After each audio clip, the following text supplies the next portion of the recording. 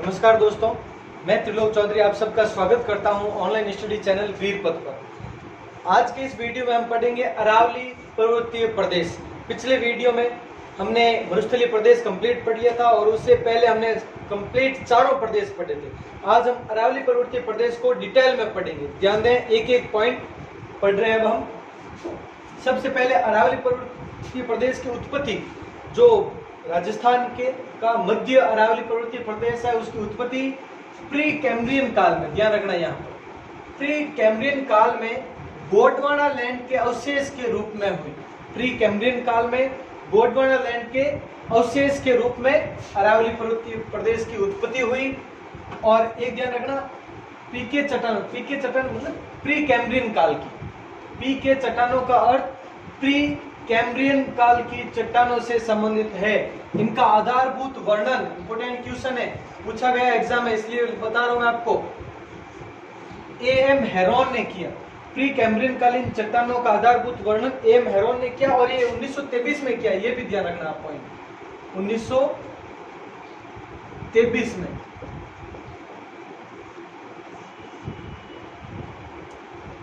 Am Heron ने 1923 में किया पीके चट्टानों का आधारभूत वर्णन। और उसी प्री कैम्ब्रियन कालीन, उसी काल में गोंडवाना लैंड के अवशेष के रूप में अरावली पर्वतीय प्रदेश की उत्पत्ति हुई। अब अरावली पर्वतमाला का राजस्थान में विस्तार, राजस्थान के कुल क्षेत्रफल का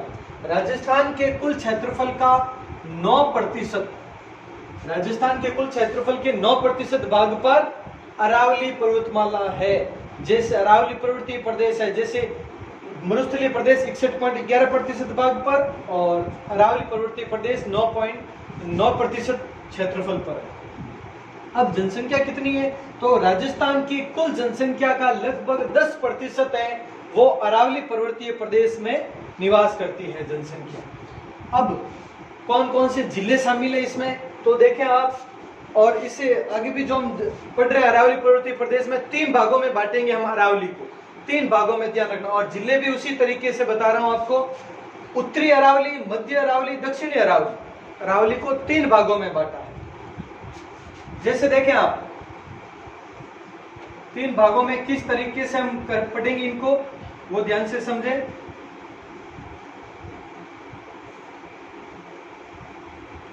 यहां पर ये जो क्षेत्र है ये कहलाता है अरावली पर्वतीय प्रदेश। तो एक क्षेत्र ये हम मानेंगे, एक मध्य का क्षेत्र मानेंगे और एक ये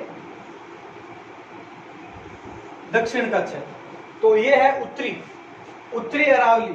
इसमें कौन से, जयपुर संभाग देख लो आप, जयपुर, अलवर, सीकर, झुंझुनू, वैसे 4 ही जिले हैं, ध्यान रखना।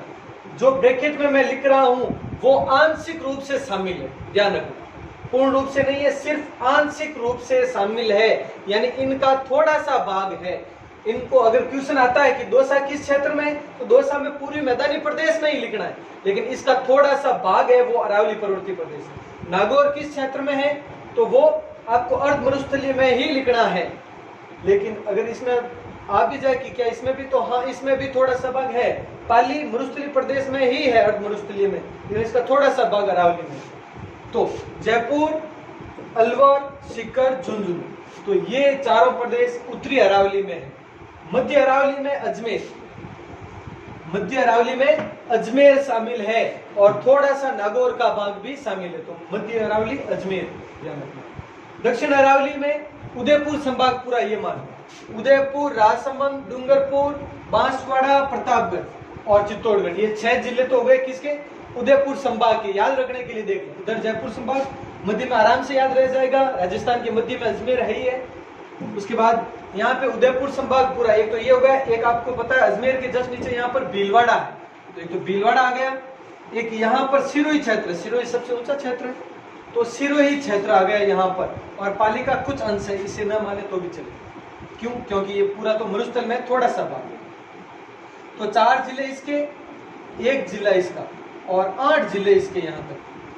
6 तो ये हो गए उदयपुर संभाग के और 2 भीलवाड़ा और सिरोही, तो 13 जिले। इस तरीके से देखें तो 13 जिले हैं। तो कहीं पर आप 13 जिले देखोगे, कहीं पर आप 15 जिले देखोगे, कहीं पर आप 16 जिले देखोगे मरुस्थलीय प्रदेश में। 15 वहां पर दौसा और नागौर को शामिल किया गया है, जहां पर 15 लिखे हुए होंगे, पाली को नहीं। और कुछ जगह पर 16 है, तो दौसा, नागौर, पाली को भी शामिल किया जाता है। अलग अलग गाइड में वो अलग अलग दिया रहता है, लेकिन ये मेन तरीका ये है। 13 जिले हैं प्रमुख, ये तीनों हैं वो आंशिक रूप से शामिल है।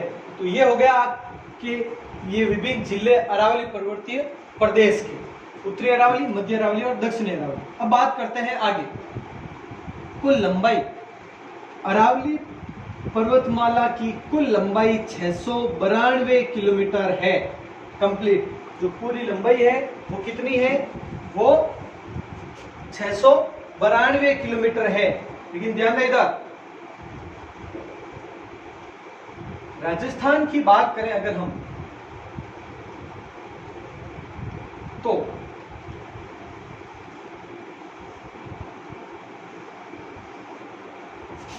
यहां से लगाकर यहां तक, यहां पर एक स्थान है खैड़ बर्मा,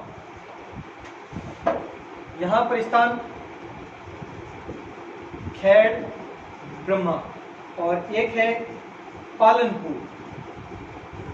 पालनपुर है वो गुजरात में है इधर, और खैड़ बर्मा है ये सिरोही में है। ध्यान रखो,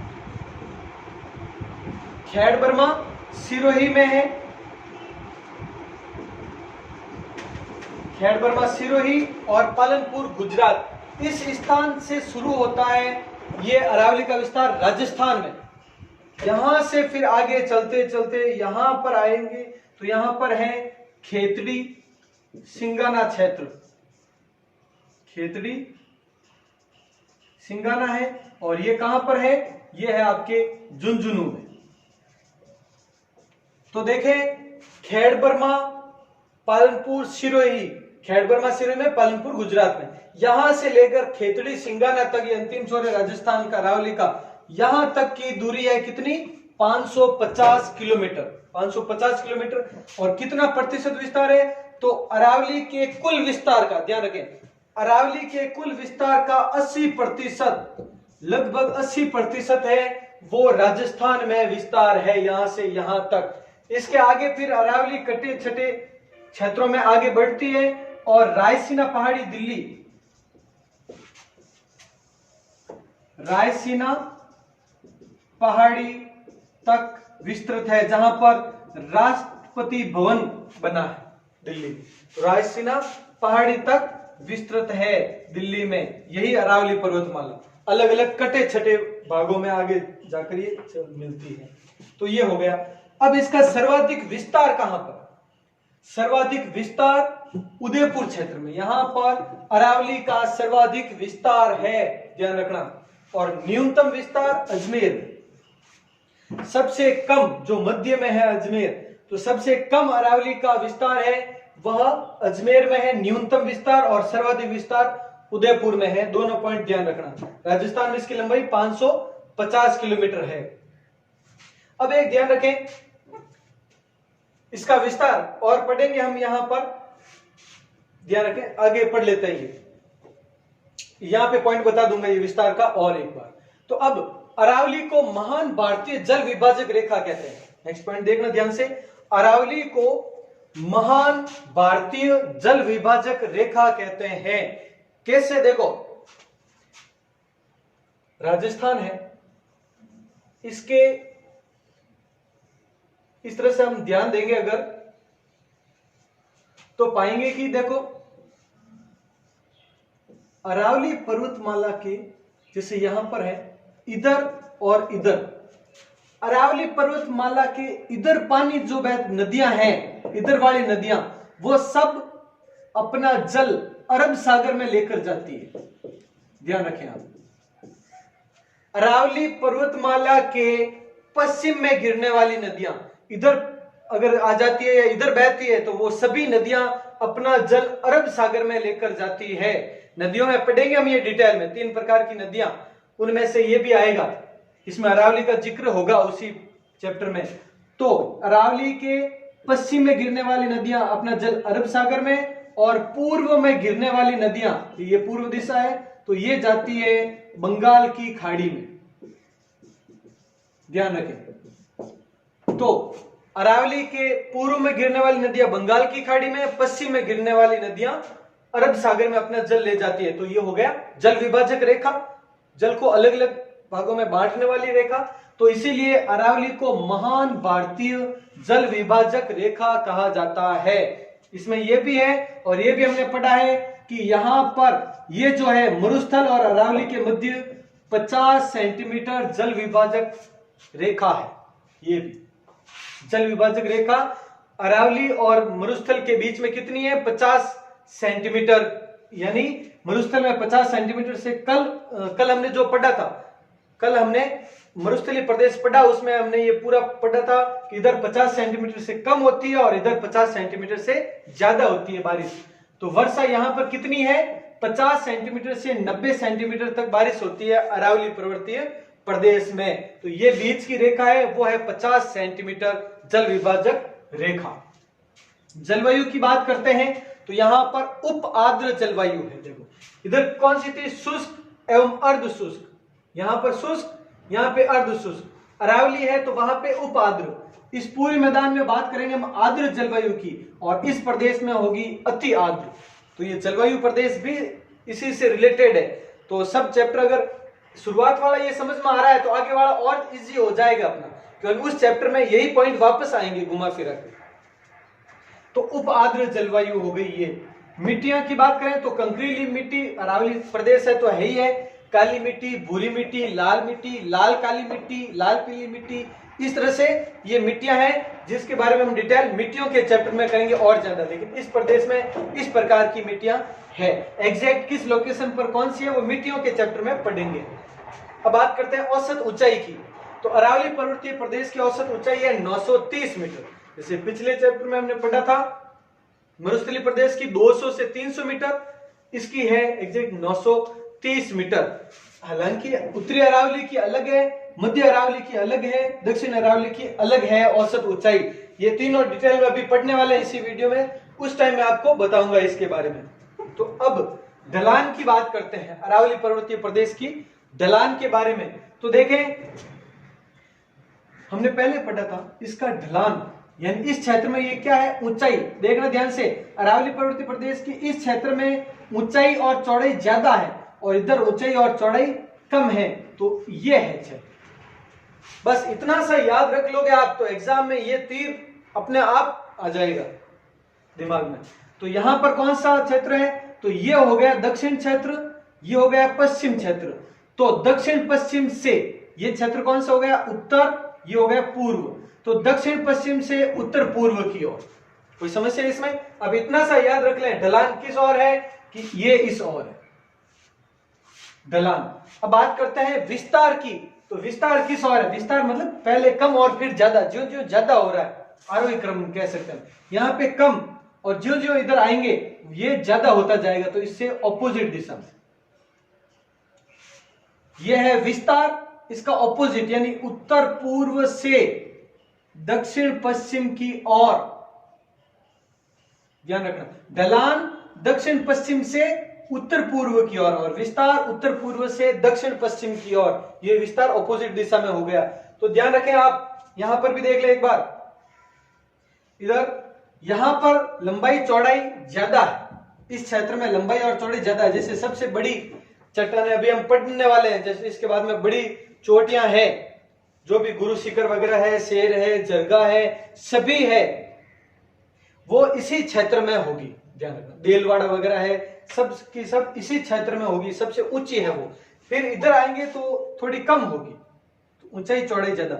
एक क्वेश्चन और आता है कि यहां पर दक्षिणी राजस्थान में अरावली पर्वतमाला की ये जो आकृति है, यहां तक अजमेर तक आते आते ये आकृति किसके समान है?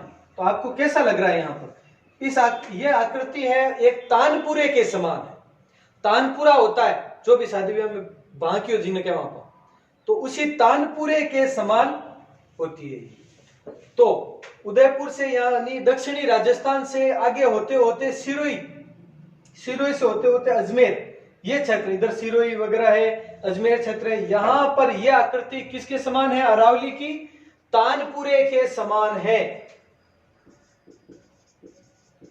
तानपुरे के समान आकृति, ये भी ध्यान रखना आप साथ में। तो ये विस्तार हो गया, ये ढलान हो गई, और ये राजस्थान में अरावली कहां से कहां तक है, ये पॉइंट हो गए। इसकी जलवायु हो गई, मिट्टियां हो गई, वर्षा हो गई, और किस तरह से इसे जल विभाजक रेखा कहते हैं, वो पॉइंट हो गया। अब ये लास्ट पॉइंट थोड़ा सा इसमें देखें।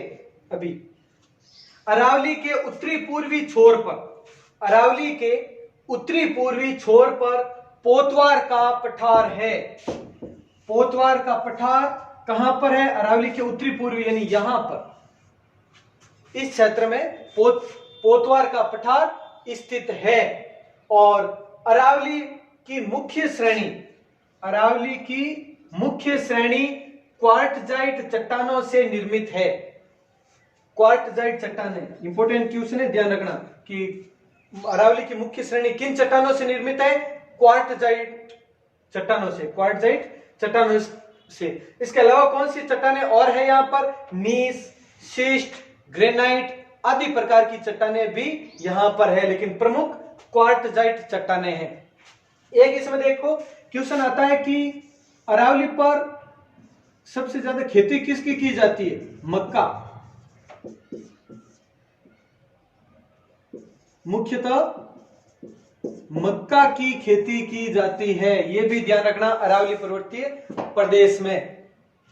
तो ये कुछ एक प्रारंभिक फैक्ट्स है अरावली के बारे में, वो हमने ये लिखे हैं। इसके बाद में आगे और कर रहे हैं अब काफी। उत्तरी अरावली, मध्य अरावली, दक्षिण अरावली, इन तीनों अरावली क्षेत्रों में कौन कौन सी पर्वत चोटियां हैं प्रमुख, उनके बारे में पढ़ेंगे। इनके बारे में विस्तार से पढ़ रहे हैं, ये नोट कर लें, जल्दी स्क्रीनशॉट ले लें आप आराम से। और अब हम कर रहे हैं नेक्स्ट। अब आगे करते हैं अरावली पर्वतमाला की प्रमुख पर्वत चोटियां, वह दर्रे वगैरह है, वो अब शुरू करते हैं। हम तीनों अलग अलग समझेंगे, क्योंकि एक साथ है वो कंफ्यूजन हो जाएगा आपके भी। तो उत्तरी अरावली, मध्य अरावली और दक्षिणी अरावली, इन तीनों का अलग अलग पढ़ेंगे हम। इसमें क्या देखो, सबसे पहले उत्तरी अरावली, जिले कौन से हैं हम पढ़ चुके हैं अभी अभी। जयपुर संभाग के जिले, दौसा को छोड़ दें, दौसा का थोड़ा सा पार्ट है, बाकी पूरा है जयपुर, अलवर, सीकर, झुंझुनू, और दौसा का थोड़ा सा पार्ट। इसके बारे में देखो, सबसे ऊंची पर्वत चोटी उत्तरी अरावली की है रघुनाथगढ़। कहां पर है? सीकर में। रघुनाथगढ़ सीकर, ये उत्तरी अरावली की सबसे ऊंची चोटी है, 1055 मीटर। ध्यान रखना, सिर्फ अगर इतना सा क्वेश्चन आए, उत्तरी अरावली की सबसे ऊंची चोटी कौन सी है? रघुनाथगढ़ है, सीकर में है, जो 1055 मीटर। खो नामक पर्वत चोटी जयपुर में है, 920 मीटर है जिसकी ऊंचाई। बरोच अलवर में है, 792 मीटर इसकी ऊंचाई है। बरवाड़ा नामक पर्वत चोटी जयपुर में है, 786 मीटर इसकी ऊंचाई है। और बवाई भी कहते हैं और बावाई भी कहते हैं, बावाई। तो बावाई नामक है जयपुर और झुंझुनू, ध्यान रखें, कुछ गाइड में जयपुर दिया हुआ है, कुछ में झुंझुनू दिया गया है, तो ये जयपुर झुंझुनू लिखे इस तरह से दोनों की सीमा पर। तो 780 मीटर। और बिलाली नामक एक है, वो अलवर में पर्वत चोटी, जिसकी ऊंचाई 775 मीटर है। ये कुछ एक प्रमुख पर्वत चोटियां जो उत्तरी अरावली की है। और ये पॉइंट ध्यान रखना, उत्तरी अरावली में कोई भी दर्रा नहीं है, उत्तरी अरावली में कोई भी दर्रा नहीं है, इसलिए इसमें दर्रा याद करने की आवश्यकता ही नहीं पड़ी। तो ये हो गए उत्तरी अरावली की पर्वत चोटियां। अब बात करते हैं मध्य अरावली की। तो मध्य अरावली की पर्वत चोटियों में सबसे ऊंची है गोरमजी। गोरमजी है अजमेर में। तो मध्य अरावली में जिला कौन सा? अजमेर, तो अजमेर ही है। इसमें देखो, गोरमजी अजमेर में है, 934 मीटर। और एक माराई जी है, माराई जी नामक दर्रा है अजमेर में ही, 933 मीटर। तारागढ़ नामक एक दर्रा जो कि अजमेर में, और ये दक्षिण पश्चिम अजमेर में कह सकते हैं, अगर एग्जैक्ट पूछे तो दक्षिण पश्चिमी अजमेर में। और नाग पहाड़ है, अगर इसके बारे में कभी पूछ लें कि अजमेर में भी कहां पर है, तो पश्चिमी अजमेर में, इनमें ध्यान रखना। क्यों पश्चिमी अजमेर में? नाग पहाड़, यहीं से लूणी नदी का उद्गम होता है, ये हम पढ़ेंगे नदियों में। तो नाग पहाड़ पश्चिमी अजमेर में। 795 मीटर, तारागढ़ 870 मीटर, ये अजमेर में ही है। ये तो हो गई 4, ये देखो ये इसमें दर्रे में आएगी। तो मध्य अरावली की पर्वत चोटियां, ये 4 प्रमुख पर्वत चोटियों के बारे में ध्यान रखना आप। और अब मध्य अरावली की दर्रे, मध्य अरावली की दर्रे कौन कौन सी है देखो, और ये सभी दर्रे अजमेर में है, ये ध्यान रखना।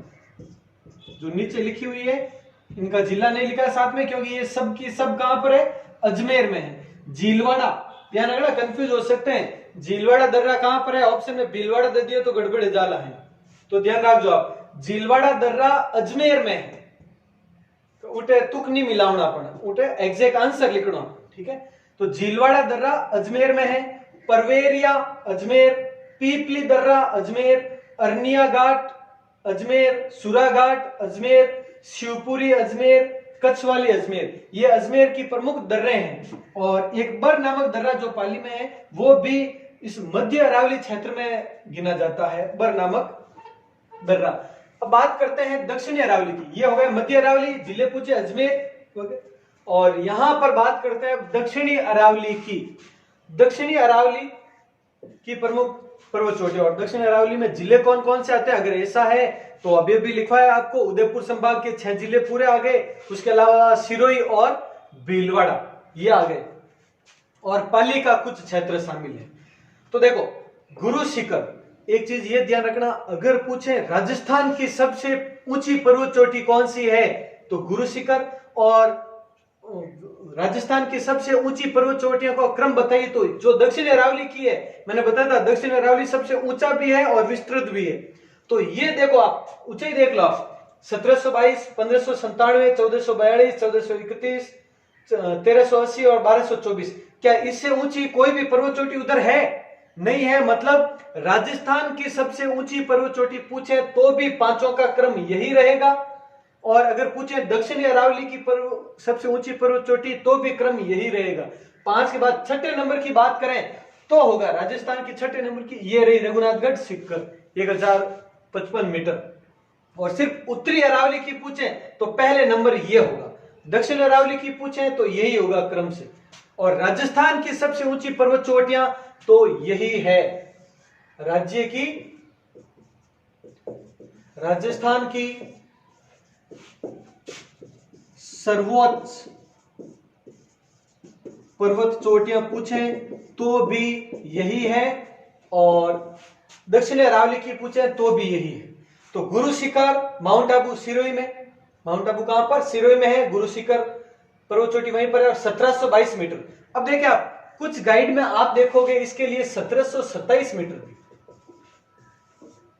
कुछ जगह पर 1727 मीटर देखोगे और कुछ जगह पर 1722 मीटर देखोगे। अब ऑप्शन में अगर 1722 आता है तो वो करेक्ट है, क्योंकि 1727 में अगर आप माउंट आबू घूमने के लिए गए तो वहां पर आप देखोगे कि एक बहुत ऊंची चढ़ाई करने के बाद लास्ट में एक मंदिर आता है जिसके सब ऊपर है वो लाल लाल एक गुंबद भी है। उस मंदिर को गिने, मंदिर के ऊपर लगे उस गुंबद को गिने तो भी तो होता है 1727। और सिर्फ बात चट्टानों तक की करें तो चट्टानों तक की 1722 मीटर तक, ये बात सबसे ऊंची चट्टान तक, उस मंदिर के उस गुंबद तक ये 1727, इसलिए इसे मानकर ये लिखा जाता है किताबों में कई बार। तो 1722 मानकर चलना हमें। शेर या माउंट आबू, शेर है वो माउंट आबू में प्रसिद्ध पर्वत चोटी है, माउंट आबू सिरोही में दूसरे नंबर भी शेर नामक। तो 1597 metre, 1597 metre Delwara, Delwara mount Abu, ये भी कहां पर है, माउंट आबू में, और इसकी ऊंचाई 1442। चौथे नंबर जरगा नामक उदयपुर में पर्वत चोटी है जिसकी ऊंचाई 1431। और नेक्स्ट है अचलगढ़, अचलगढ़ माउंट आबू, अचलगढ़ माउंट आबू में 1380 मीटर। और कुंभलगढ़ राजसमंद में जिसकी ऊंचाई 1224, जिस पर कुंभलगढ़ दुर्ग स्थित है, इसकी 1224 मीटर। ये प्रमुख पर्वत चोटियां हुई दक्षिणी अरावली की।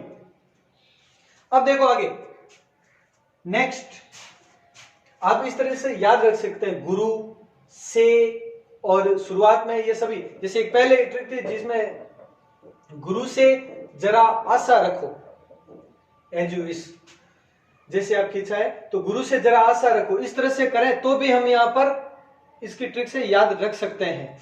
आप जिस तरीके से याद रखना चाहें, आप खुद की ट्रिक भी शुरुआती शब्द मिलाकर कर सकते हैं, बहुत आसान है।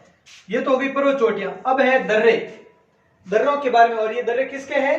दक्षिणी अरावली के दर्रे हैं यहाँ पर जो लिखवा रहा हूं मैं। और ये मध्य अरावली के ये थे, और उत्तरी अरावली में कोई दर्रा है ही नहीं। तो सोमेश्वर घाट पाली में, देखो पाली का एक बार नामक दर्रा अगर आता है तो इसमें गिना जाएगा मध्य में। बाकी सभी पाली के दर्रे वो किस में आएंगे? दक्षिणी अरावली में। तो सोमेश्वर घाट है वो पाली में है प्रमुख दर्रा। स्वरूप घाट दर्रा भी पाली में है। और देसूरी सबको पता है, देसूरी नाड़ वो पाली में है। ये दक्षिण अरावली के प्रमुख दर्रे। और इसी में हाथीगुड्डा नामक दर्रा, कुंभलगढ़ दुर्ग कहां पर? राजसमंद में। तो उसमें एक हाथीगुड्डा नामक दर्रा है। और झीलवा नाल भीलवाड़ा, इंपॉर्टेंट है, ध्यान रखना ये चीज। झीलवा नाल भीलवाड़ा ये है, आपको पता है, देखेंगे आप इधर अजमेर, फिर भीलवाड़ा इधर, और भीलवाड़ा के बाद में यहां पर पूरा मेवाड़ क्षेत्र आ जाता है। राजसमंद है, उदयपुर वगैरह। और अजमेर को क्या कहा जाता था? मेरवाड़ा। तो ये झीलवा नाल है वो मेवाड़ से मेरवाड़ा का रास्ता है, ध्यान रखना।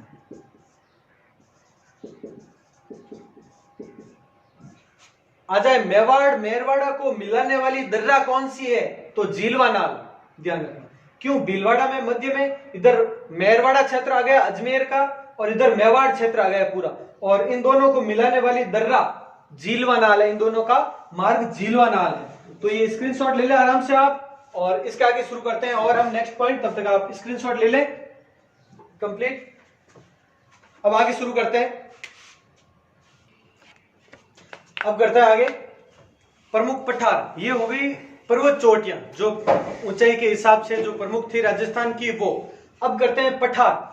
प्रमुख पठार, राजस्थान का सबसे ऊंचा पठार है उड़िया पठार। राजस्थान का सबसे ऊंचा पठार उड़िया पठार, ये माउंट आबू में गुरु शिखर के पास में ही है, नीचे, गुरु शिखर से थोड़ा नीचे है उड़िया पठार। ध्यान रखें आप, 1360 मीटर, गुरु शिखर 1722 मीटर, और उसी गुरु शिखर के पास में ही नीचे है उड़िया पठार 1360 मीटर। इसकी ऊंचाई ध्यान रखना आप, इंपोर्टेंट है ये ज्यादा। आबू पठार दूसरे नंबर का पठार है। और आबू पठार कहां? तो माउंट आबू में। ये नाम के हिसाब से आराम से समझ सकते हैं आप, आबू पठार माउंट आबू में, वही सिरोही। उसके बाद बोराट का पठार कहां पर? गोगुंदा में। गोगुंदा से लगाकर कुंभलगढ़ के मध्य का पठारी भाग है। गोगुंदा से कुंभलगढ़ के मध्य पठारी भाग बोराट का पठार कहलाता है। गोगुंदा कहां पर? गोगुंदा उदयपुर। कुंभलगढ़ कहां पर? राजसमंद। तो गोगुंदा उदयपुर से लगाकर कुंभलगढ़ राजसमंद के मध्य का पठारी भाग है, वो बोराट का पठार कहलाता है। मेसा पठार चित्तौड़गढ़, ध्यान रखें। और चित्तौड़गढ़ दुर्ग भी इसी पर स्थित है, चित्तौड़गढ़ में है, और चित्तौड़गढ़ दुर्ग भी इसी मेसा पठार पर स्थित है। मालवा का पठार चित्तौड़गढ़ में है। मालवा का पठार जो मध्य प्रदेश यानी राजस्थान के दक्षिण पूर्वी क्षेत्र से विस्तृत होता हुआ चित्तौड़गढ़ तक विस्तृत है। ये कहने का मतलब ये है, चित्तौड़गढ़ तक विस्तृत है। कहां पर है? तो राजस्थान और मध्य प्रदेश के मध्य का भाग है, वहां पर मालवा का पठार है, चित्तौड़गढ़ तक विस्तृत है। कुछ भाग मध्य प्रदेश में भी है। अब लासडिया का पठार उदयपुर में।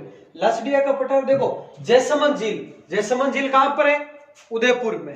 मीठे पानी की सबसे बड़ी झील जयसमंद झील उदयपुर में है। और उसी जयसमंद झील के आगे की ओर कटे छटे भाग को लासडिया का पठार कहते हैं। वहां पर कुछ पहाड़ियां छोटी मोटी पठार है, तो उसी को लासडिया का पठार कहते हैं, जो कि उदयपुर में है, जयसमंद झील के पास। ध्यान रखना आप। अब ये तो हो गए प्रमुख पठार राजस्थान के, और हमने पर्वत चोटियां पढ़ी। अब छोटी मोटी पहाड़ियां भी है, बहुत प्रमुख है। ये इनकी ऊंचाई इंपॉर्टेंस नहीं है, ये कहां पर है ये बहुत इंपॉर्टेंट है कि ये पहाड़ी कहां पर है, किस क्षेत्र में, राजस्थान के उत्तरी क्षेत्र में, मध्य में, दक्षिण में है, किस जिले में है, बहुत इंपॉर्टेंट है, ध्यान रखना। प्रमुख पहाड़ियां, मालखेत की पहाड़ियां है सीकर में, हर्ष की पहाड़ियां सीकर, हर्ष की पहाड़ियां भी सीकर में है। देवगिरी पहाड़ी दौसा, और ध्यान रखना दौसा का किला भी यहीं पर है।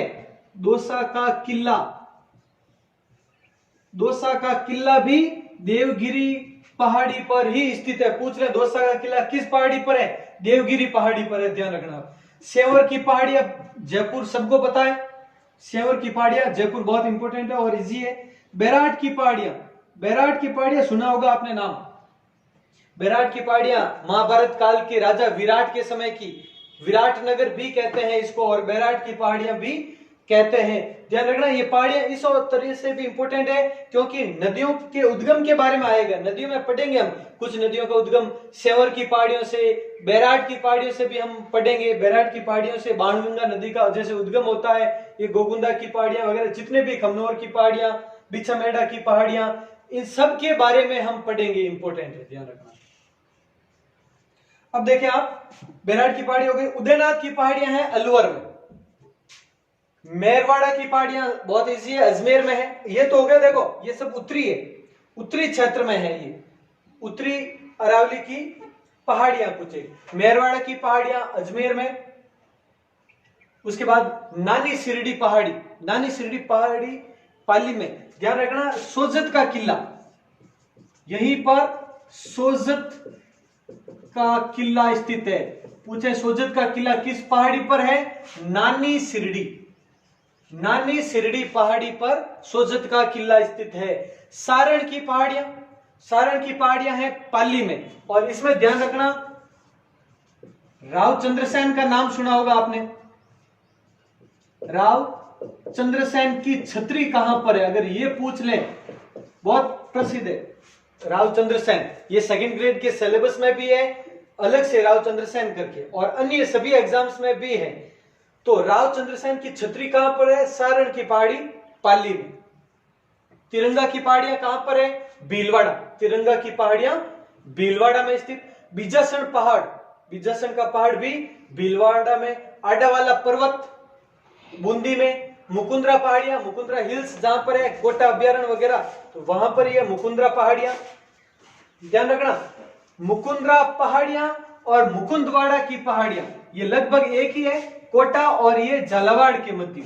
मुकुंदरा पहाड़ियां कोटा में और मुकुंदवाड़ा की पहाड़ियां कुछ एक अलग क्षेत्र को कहा जाता है मुकुंदवाड़ा की पहाड़ियां, जो कि कोटा और झालरापाटन के मध्य में है। अब बात करते हैं प्रतापगढ़ की, तो भंवरमाता की पहाड़ियां प्रतापगढ़, भंवरमाता की पहाड़ियां प्रतापगढ़। मैसा पर्वत, मैसा पर्वत चित्तौड़गढ़, और यहीं पर मैसा पर्वत चित्तौड़गढ़। हाँ नेक्स्ट करते हैं, पहले भी इसके बारे में बताऊंगा मैं भी। बिछामेड़ा की पहाड़ियां, बिछामेड़ा की पहाड़ियां उदयपुर, बिछामेड़ा की पहाड़ियां कहां पर है? उदयपुर। गोगुंदा की पहाड़ियां उदयपुर।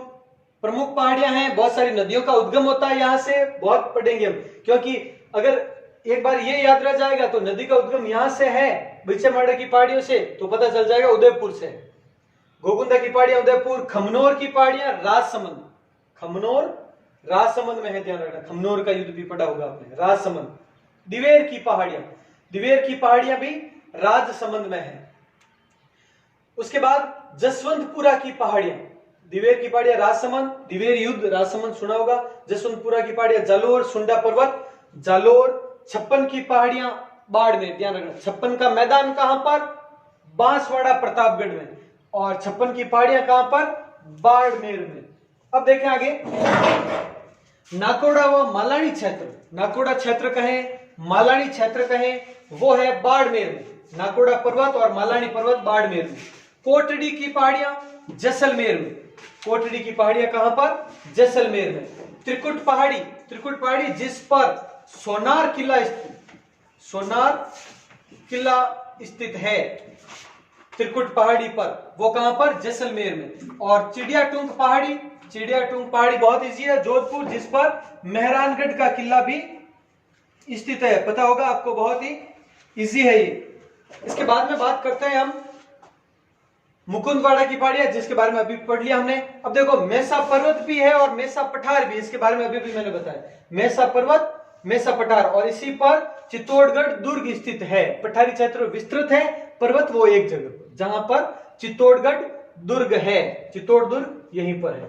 तो ये कुछ एक प्रमुख पहाड़ियां।